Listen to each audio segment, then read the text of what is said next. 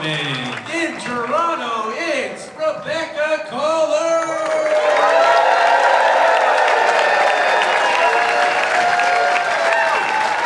Hello, Toronto! How are you? Yes! So am I! So my name is Rebecca Kohler, like the toilets. Thank you. So I'm in my mid to late 30s. Has anybody else cordoned off the end of a decade because they don't want to let go of it? Mid to late. Like, let's just hold on a little longer. You know, who wants to turn 40? That's devastating. The way the media makes it sound, social, pop culture. You know, you're over the hill. It's the end of your life. You know, you start questioning everything. You know, did I make the right career choices? Did I date the right people? Who killed JonBenet? You know, it's really stressing me out because I'm so far into my 30s that I recently turned 48, and I don't know what's in store for me. No, actually, I feel fine about being 48 because I read an article last week that said 48 is the new 12. So I think I have a lot to look forward to.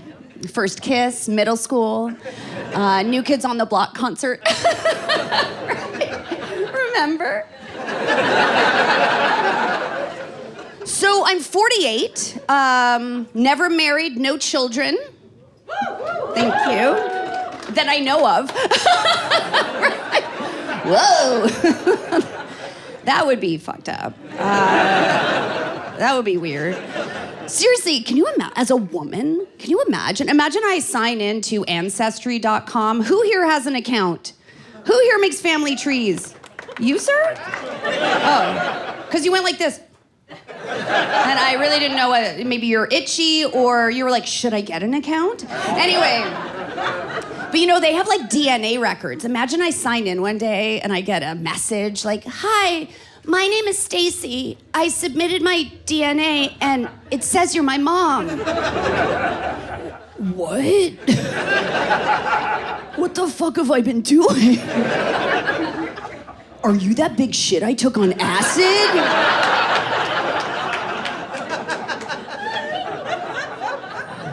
No, you know, I'll be honest, I kind of resent the fact that that could never happen to me as a woman, right? You can never find out, like, surprise, you have a kid. Like, you can't, unless you've been, like, kidnapped and drugged for 9 months. Which did happen once. And no, anyway, no, but that can happen to a man. And it happened to a man I know, my ex-boyfriend. During the pandemic, he got a phone call one day, seriously, from a 16-year-old boy I'll call Bobby. And this kid was like, hi, my name's Bobby, blah, blah, blah. You're my dad. And immediately he was like, I'm a dad. Yeah, I'm a father. We'd go to parties. What's new? Well, I'm a dad. I'm a father. No diapers, no money. I'm a dad. Really? You're a dad?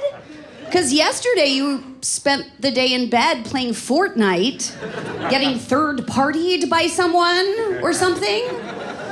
I guess I resent the fact that to be a dad, all you need is a phone call. To be a mom, you need a fucking epidural. So no, I don't have kids. And I think I'm okay with that. But I will say, I still feel like even though it's the year 2025, there's a lot of pressure to this day on women to have babies. Would the women in the room agree? Yeah, like it's still this thing, you should, but when are you gonna have kids? Are you gonna have kids? When are you gonna, like, and at this age, in your 40s when you don't have kids, I feel like people kind of look at you like, what a waste. You know, you had the equipment, but you didn't use it. You know, it's like I have a car in here I never drove. People are like, now the tires are flat. But yeah, and it bothers me because I'll go to parties, I'll be having a nice conversation, you know, and then somebody will say, oh, do you have kids? And I'll say, no. And they'll go, oh. It's always this little head tilt, a little sad, oh, well, okay, you're sad, I guess, that I don't have kids. Frankly, I'm fine because I sleep a lot. But don't put your sad on me. I don't like that. Oh. So I've started to reverse the trend. Now when I meet new people, I'll say, do you have kids? And they'll say, yeah. And I'll go, oh. Oh. How many? 3? Ooh. I'm tired just talking to you. You look bad. And you know what? That pressure never ends. Listen to what I witnessed recently. I was at the movies, and a couple of rows ahead of me, there were some older women, maybe like 60s, early 70s, and they were chatting. Because that's what women sound like when they get older. We all know. I'm like a couple years away from it. Imagine it happened during the show, just halfway through, I'm like, dust starts coming out of my mouth. Anyway. So these ladies are chatting, and then another couple of older ladies came down the aisle, and they knew each other. And one of these ladies was like, Grace, hi, and they said their greetings. And then the woman from the aisle was like, how are you? You have grandkids yet? The pressure's still on. Even Grace's offspring need to have offspring. Right? It never ends. But Grace's answer was weird. She was like, we're working on it. What does that mean, Grace? How are you involved? She's like, my son is fucking his wife like nobody's business. I told him to lay off the anal.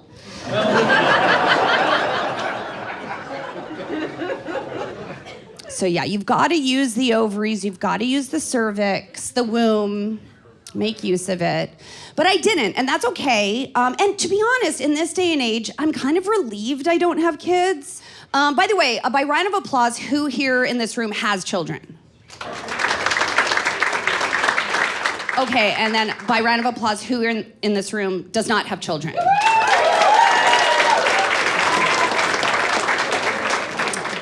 I think we can see there's a different type of reaction. And I think we can tell who has more energy. It's a weird time to be raising kids, I think, just based in comparison to when I was a kid, right? I was raised during the time of children should be seen and not heard. Anybody else from that generation? Okay. You're all 12? Okay. Well, so am I. Today, it feels like it's kind of the opposite. It's like, did you hear what my son said? Did you hear? It was so cute. Say it louder. He'll say it louder. It's like we have to know what the kids have said. Children today are treated like golden nuggets. And gold is a dentable metal, so you have to treat it very carefully. I was treated like a Nerf ball. You toss it around, and then you find it in the backyard when the snow melts on some dead leaves. I was like a ball in a pinball machine, But today, and I don't blame the parents today, I feel like you read a book, and it's like, you better do this or you're a bad parent. If your son wants to eat the cat, let him. And you're like, okay. So I understand you're under some pressure, but I feel like the roles have flipped. Where I was like, children should be seen and not heard, today it's like, the kids have all the power. Do you guys know what I'm talking about? Yeah. Okay, Exhibit A, for instance. The other day, I was at a coffee shop getting a coffee, delicious. And then I had to go because I have a Zoom. I had a Zoom. I'm very important. And I had to exit the coffee shop, and I got to the door, and in the door stood a toddler. Maybe he was 2 or 3 or 88 and a half months, however the fuck parents talk. And he was just standing there like this.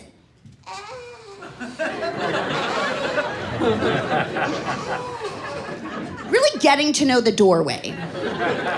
And I was like, what the fuck is this tiny barrier? I have to get the fuck out of here. I have a Zoom.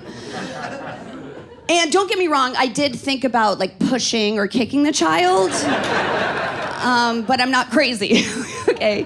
Because somebody could have been filming and I would have been canceled. So imagine tomorrow you see in the news, comedian Rebecca Kohler. It'd be kind of fun. Anyway, I didn't do that, but I really didn't know what to do because there is this social fuck. And because I know the kid has all the power. Like, if I touch him, he could sue me. So I look up, and luckily I make eye contact with the mother. And I was like, oh, thank God. She'll see, like, oh my God, that woman is clearly important and gorgeous and needs to get on with her day. But that's not what happened. We make eye contact, and this is what she does. She looks at me like this. Huh? Yeah, isn't he great? Oh, he's standing indoors at a kindergarten level. Yeah, he'll do great during an earthquake. Unfortunately, he has the personality of a 35-year-old narcissist. You know what I mean? Like, this is the thing. I feel like parents, when they have kids, they want to drag you into it. Like, you don't have kids, maybe I'm sad for you, but also you will suffer. Exhibit B.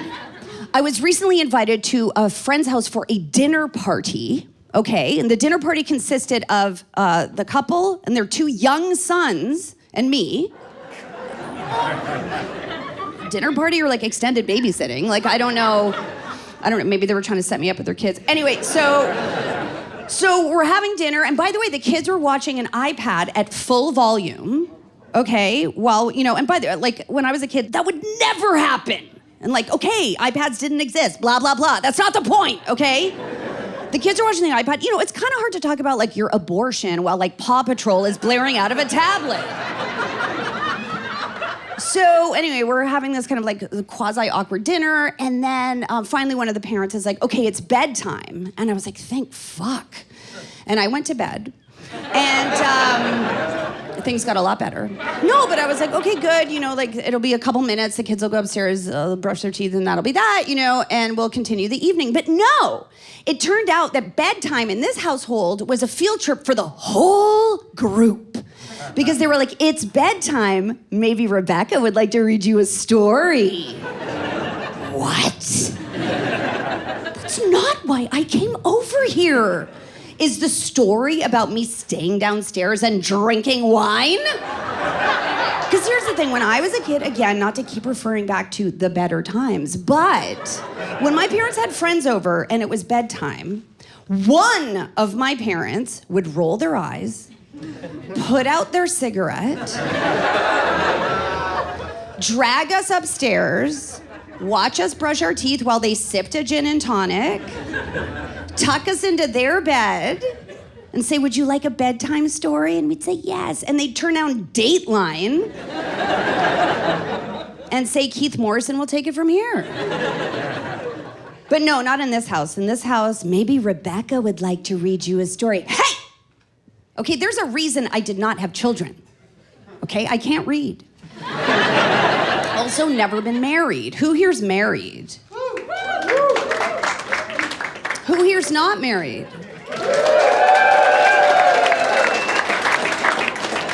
Another interesting audio experiment. No, I've never been married. In fact, I am still dating at 48. Still dating. Who here is dating? Woohoo! That's an interesting answer. If somebody were to say to me, are you dating? I go, oh. It's a slog out there. It's a slog. The apps, holy shit. And I gotta say, as a 48-year-old woman who's dating in this world, it could be easier. Because basically, I'm a raisin in a world that prefers grapes. I mean, let's face it. It's okay. You can laugh. You can laugh about me being a raisin. I'm okay to be a raisin. You know what? Because raisins pack a punch. You put that in your mouth, they're like, holy shit. That's intense. We're sweet, okay? We're chewy, kind of leathery, We have a lot of fiber. Date me, I'll make you poo. Seriously, I did put my finger in a man's asshole once and he took a dump in my hand, so. Turns out it's true. Okay. Oh, I can't tell how you guys felt about that. But yeah, no, and I won't deny though, I am on the apps, and sometimes I do match with younger men, much younger men sometimes, to the point where I'm like, is this legal? Does your mom know you're on Tinder? And I just do it kind of for fun. Like I'll swipe right and we'll match, and I'll be like, oh good, my filters are working. So it's one thing to match with them, but sometimes they message me and I'm always like, oh, I didn't expect that, and they'll send messages like, hey, just wanted to check in and let you know I'm into older women. Yeah, I don't even know why. Like this woman made it sound like, ugh. And that is kind of what it feels like, but I'm not 100% sure why. I feel like it feels like a mild backhanded compliment, like they're like, hey, you old bag, it's your lucky day. Unlike most people on this app, I don't find you disgusting. My name's Todd, and I'll suck your titties, Okay. But why are you into older women? Like, what is it? Like, I get we have our je ne sais quoi, but is that really what's going on? Like, do you have like a mommy issue? What are you really looking for? Like a potato salad? You need some brownies? Todd, do you need a ride to soccer practice? I tend to avoid the younger men for a bunch of reasons. First of all, we're looking for totally different things. And also, this is a complicated device. As I've gotten older, I've come to understand. It takes a certain amount of skill. This contraption, there are like pulleys and a curtain, levers and buttons. I don't need a boy. I don't even need a man. I need a bank robber for this thing, Like, I need a guy in a mask with like an earpiece who's like...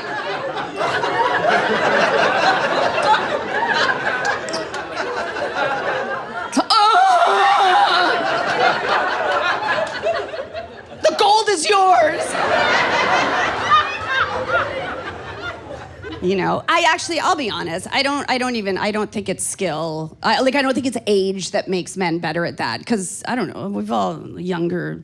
I think it's just a talent, an innate talent that some men are just touch you and you're like, hey! And then the hottest, experienced man could have at you and you're like, oh, it's just like you have potatoes in there and he's trying to mash them, and it's just, there's no magic. And anyway, so I'm not gonna say young men can't be talented in that way, but it is a complicated business. I think I avoid the younger men because I'm kind of intimidated. I don't want them to see the raisin up close, And also, the dating landscape has changed in so many ways, just the way people talk about gender fluidity. Fluidity is really interesting to me because I was raised at a time where that wasn't something people talked about, and I'm always like, am I fluid?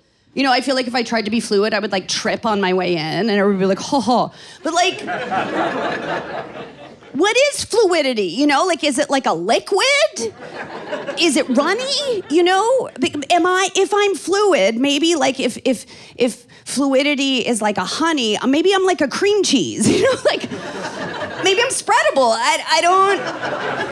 I don't know because I was raised at a different time. And it's a lot to absorb. And I'm excited for the younger generation, but I'm also lost, because there's all this terminology, I'm bisexual, I'm pansexual, I'm Demi Lovato.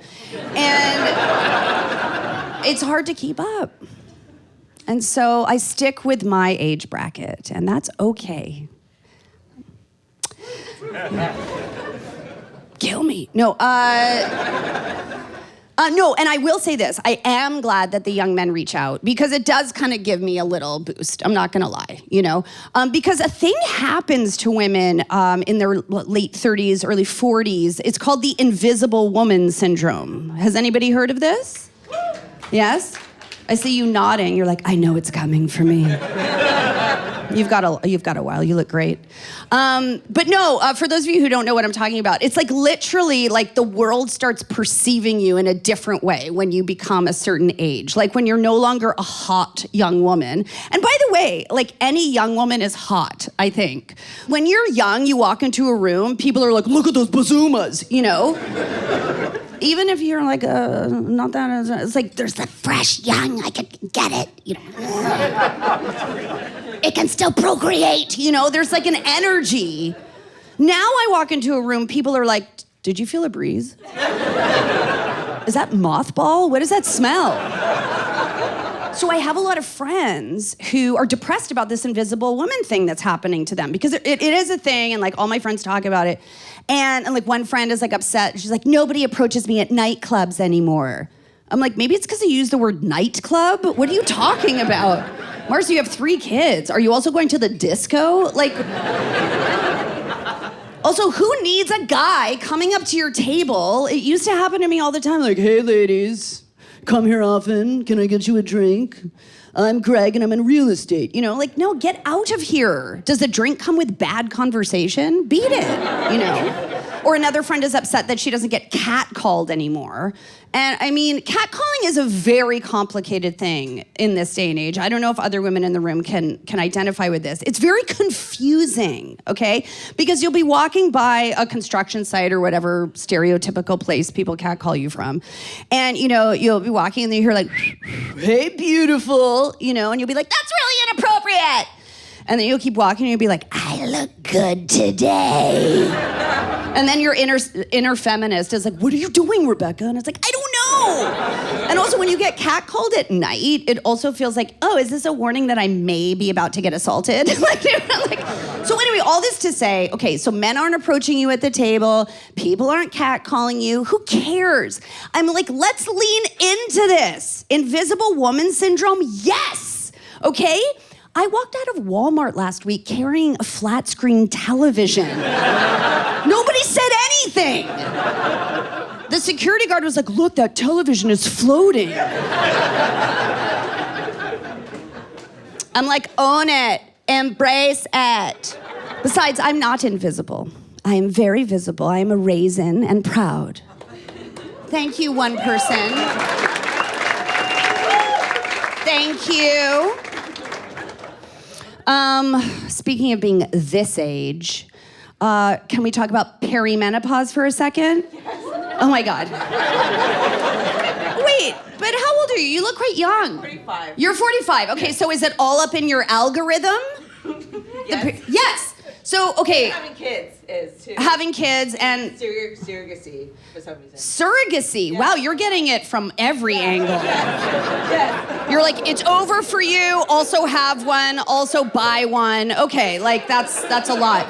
But no, like when I'm swiping, it's like everything is perimenopause. It's all my friends can talk about. And by the way, it's a real thing. Like I'm not like poo-pooing the idea of perimenopause, but it's become like this, it's a fad now. And it's a way to make money off of us, right? So that's what pisses me off. But like my friends are like fully buying into it. And that's all, everything is blamed on the perimenopause. It's become like the new ADHD, but for wrinkly ladies. I have both, by the way. But no, seriously, my friends will be like, oh my God, I'm exhausted, perimenopause. You know, oh, I have night sweats, perimenopause. Oh, I'm getting audited, perimenopause. I don't think hormones can change your tax evasion. But yeah, I definitely have a little perimenopause. And that's okay. And I do, does anybody here have ADHD? Sorry. Did anybody here get diagnosed with ADHD in the past, 2 years? Yes. Round of applause. I want a round of applause. Who here? Me too. Yeah. It's the best. Ritalin is the best. The doctor was like, I'm going to put you on Ritalin. I was like, what am I, a 10-year-old boy? And then I took it. I was like, yes, I am. Anyway, that was just a side note. But... So let's get back to the whole dating. Like we've covered the kids, the middle-agedness, but seriously, let's think about this. I have been dating for 31 years. Wow. Good word, yes. Like, do you guys know the Malcolm Gladwell 10,000 hour thing? I've got my 10,000 hours, okay? I guess you could call me an expert. What not to do, perhaps? I don't know. And by the way, I do want to put out there that I have had long-term relationships. Like, I'm not a sociopath.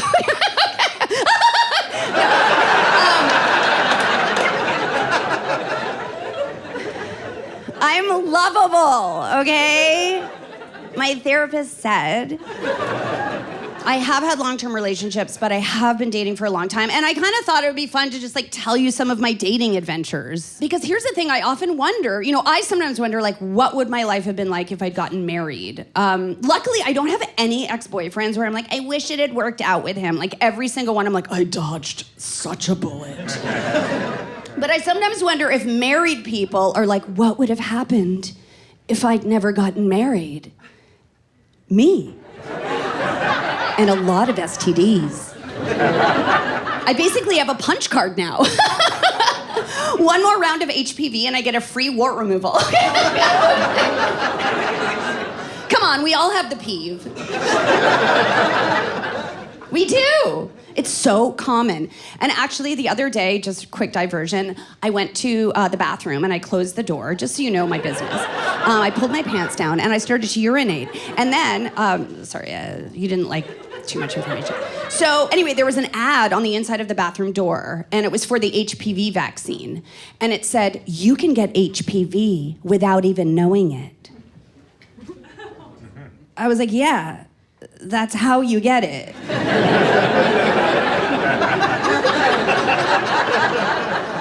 It's not a surprise. Like, if you know you're gonna get it, maybe you'll avoid getting it. Like, is anybody out there like, oh, I'm getting the HPV tonight? Hey, what'd you do on Saturday? I got HPV.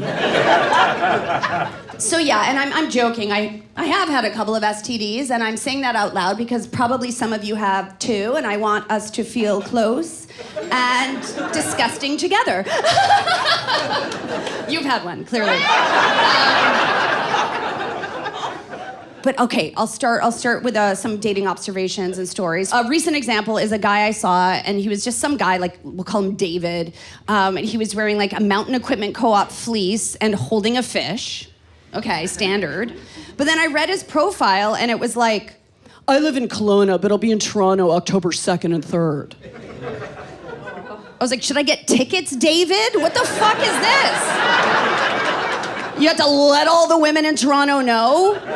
We have enough fleece and fish here, Like, unless it says, like, biggest dick in Kelowna, I'll be in Toronto October 2nd. Like, fine.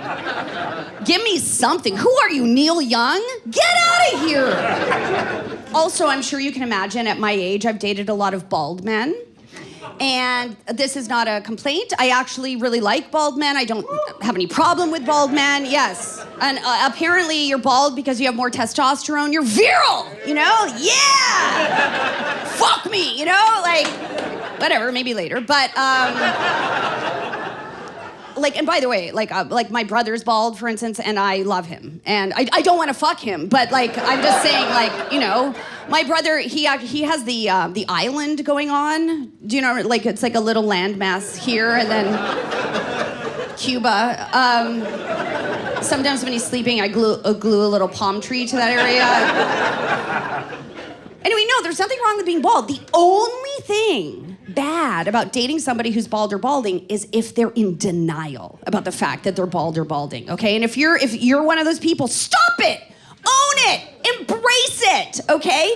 Because it is exhausting dating somebody who's in denial about the fact that they're bald. Like, I used to live with this man, and, it was great. We saved a lot of money on combs, and I had no problem, but he was always like, somebody at work today made a joke about how I'm balding. I'm not balding. It's just, and I'd be like, no, you have the hair of Fabio. Oh my God, let me run my fingers through it, and then I would and be like, His head was like a dandelion in the fall, it was just like, and he had this line he'd always say.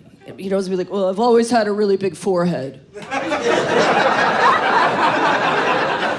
Okay, as you're Forehead always been the size of your head. So that's a PSA. Own the balding, okay? I was living in Los Angeles until very recently, by the way, and can we just take a moment to be thankful to be Canadians right now? Can we have a round of applause? Holy shit. What is going on over there? But yeah, so I was living in LA and I met this guy on an app and he was French from France. Oh, bonjour, je parle français très bien. And he was one of those guys who, like when a painting is damaged, he would like fix the painting. And I thought that was very sexy. And so we went on a few dates and it was going pretty well. And then on the third date, we had le sex. It was comme ci, comme ça. And like, I don't want to drag somebody's appearance into it, but I have to describe this person because it was, so first of all, he'd lied about his age for sure. I think he said he was 51 on the app and I found out he was like 58. Okay, dust was coming out of places. Anyway, so, no, and also, so he was from France, and when he took off his clothes, it was clear that he'd spent a lot of time on a beach in the south of France. Like, his skin was kind of leathery. Like, he kind of looked like a handbag. But he also had really big hair and a beard, so he also looked like an Ewok who had shaved most of his body.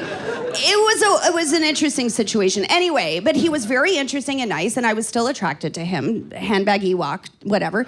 And so, yeah, so we had le sex, comme ci, comme ça. And then he went to the bathroom after, and I lay there, you know, basking in the after cum. And then I heard from the bathroom, Deborah, do you have a towel? Now, for those of you who don't remember, my name is Rebecca.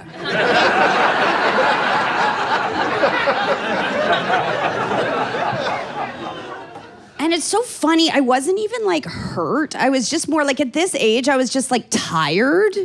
I was like, oh, fuck. You know, like a socially awkward situation I have to deal with naked, you know?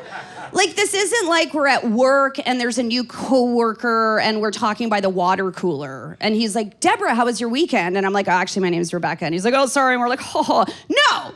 I have like cum seeping out of my body. Part of me was like, just go with it. You know. Be Deborah. It would be easier. You could just tell people that's how they say it in France. But no, I was like, Rebecca, have some self-respect. So I went to meet him in the bathroom, and he was like, yes, do you have a towel, Deborah? And I was like, yeah, so my name is Rebecca. And he was like, okay, well, I don't know. Clearly. And then he said something where he was like, I don't even know it, Deborah. You really don't, because I am a Rebecca. To be honest, his reaction was worse than him calling me Deborah. Do you know what I mean? But I was like, look, it's okay. Like, you got confused. You're a French Ewok. You're tired. We've had some drinks. You know, you're probably going through a lot. Perimenopause. I'll tell you about the craziest adventure I had in the past few years, which is that I dated a polyamorous man. Do you guys know what polyamory is? Yes. Woo! Okay, so for those of you who don't know, it's where it's not like an open relationship where it's like we're married, but you can have sex with your personal trainer. It's like you have multiple romantic relationships and everyone involved pretends to be okay with it. I'm kidding, no, they are okay with it. But, and basically I was like entrapped because you're probably like, well, how did this clearly well-adjusted woman end up in a cult? You know, and I was entrapped. I went on a date with this guy I met on Tinder. There was no mention of polyamory. We went on a great date, and I was like, holy shit, that was a really good date. And I never have good dates. Usually my favorite part of a date is when I get home alone and masturbate to the idea that I never have to see that person again. I don't like dating. And so we had this great date. We had a second date. It was also great. And I was like, oh my God, this could be the guy, you know, Mr. Right Enough. And so at the end of the second date, I was like, what are you looking for? That old question. And it was at that moment that he revealed to me that he was polyamorous, which I later found out is like a total no-no in the business of polyamory. Like, it should have been on his profile, because this is kind of like giving somebody a bunch of cookies, watching them eat them, and then being like, those are pot cookies. It's like, I'm already high. Oh, my reality is distorted. And so I was faced with this dilemma, right? Because I was like, well, fuck, I don't know if I can do that. But meanwhile, if you're on the apps, you know that like every third person now is like in some kind of consensually non-monogamous relationship. It's everywhere, right? It's like, I'm open, I'm a swinger, I'm Demi Lovato, and so I was like, well, look, everyone else is doing it. If you can't beat them, join the cult. So I did. I started to date him. I remember we had this very deep conversation. And I was like, wait, how does this work? Because he claimed that all of his girlfriends were equal. And I was like, okay, but wait. Let's say you're in Kingston. Girlfriend A is in Toronto and girlfriend B is in Ottawa. You find out they've both been in car accidents and they're both in the hospital. Where do you go? And he was like, well, I would go to one and hope that the other would understand. Have you ever met a woman? I think it was at that moment where I was like, can you imagine waking up in a body cast and being like, where's Michael? He's fucking Samantha. Cuckoo. Because I was like, why do we get into relationships? Like, what is this really? Like, we get into relationships because we want cuddles and emotional support and somebody to help us assemble IKEA furniture. But ultimately, I think it's that we want to know that if we end up in the hospital, we have a +1. Am I too upset? Anyway, okay, I have to go. I have so many other things to tell you. Oh, like the guy who was afraid of my vibrator. We had this conversation at the end of our second date. I was getting ready to go, and we were talking, and I mentioned vibrators, and his face kind of got stiff. And I was like, oh, you're not one of those guys who gets upset when a vibrator comes out in the bedroom, are you? And he was like, it's never happened to me. And I was like, okay, what's with this imagery? It's not a mugging. Anyway, I didn't think that much about it, except I was like, oh, it's interesting to find out that he was Amish. The only sex toy I've seen in a bedroom is a butter churner. Anyway, so the next time I see him, we're at my place. We start making out. He goes to the bathroom. I retrieve my vibrator so it's easily accessible. And he comes back and we start having sex. And I guess while we were having sex, he spotted the vibrator and he grabbed it and he was like, what's this? What's this? Is it a vibrator? And I was like, yes. And he was like, oh, where do you want me to put this, in your ass? And I was like, okay. And then he was like yelling out the window, there's a vibrator in here. And I was like, well, this guy's really funny. And he'd never been funny before. So then I realized he wasn't being funny. He was having a fucking meltdown. And he rolled off of me. And he was like, oh, I've had a really hard day. I can't believe you spraying this on me. And I was like, again, with this imagery, it's not a knife. I'm not like, make me come. Anyway, and then this really irked me. He was like, I'm just really into the idea of consent. And you wanting to use your vibrator made me feel like you were trying to get me to do something I didn't want to do. What? Can you imagine this jujitsu move of the Me Too movement? Flipping it back on me? But I was like, okay, like I care a lot about consent too. Do you mind if I put my finger in your ass? I'll make you poo! So just in closing, I'm gonna tell you that I recently went to a Bachelorette party and they had all of these games. So it was all women and we were playing games. She had this game, it was cards called Let's Get Deep. And it was like a box of cards and the cards have questions and you ask each other the questions to get to know each other better, right?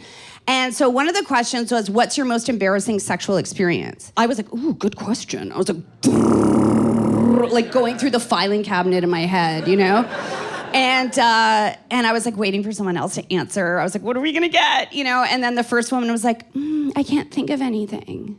I didn't understand, and I started to get kind of self-conscious. I was like, really?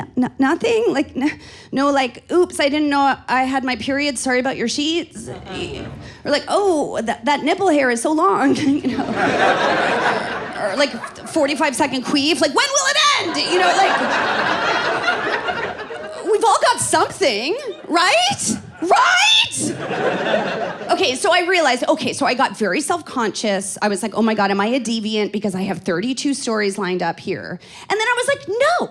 I was like, fuck this. I was like, here's the thing. If you don't have an embarrassing sex story, that's your embarrassing sex story. Get out there! Have some sex!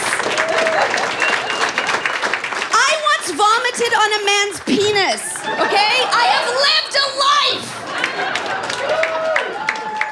And if you haven't, if you're like, what do you mean you vomited on a man's penis? Disgusting. Well, who are you? Okay, a professional deep throater? Okay? Professional porn star? We've all gagged, all right? And you know what's sick? They like it when you gag.